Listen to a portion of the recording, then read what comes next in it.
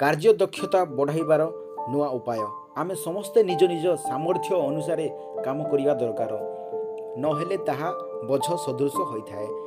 ଏକ ସଦ୍ୟତମ ସର୍ଭେରୁ ଜଣାପଡ଼ୁଛି ଯେ ଯଦି ବ୍ୟକ୍ତି ନିଜ ମନ ପସନ୍ଦର ସଙ୍ଗୀତ ଶୁଣନ୍ତି, ତେବେ ସେ ସମ୍ପାଦନ କରୁଥିବା କାମଟିକୁ ଅନେକାଂଶରେ ସହଜରେ ତୁଲାଇ ପାରିବେ।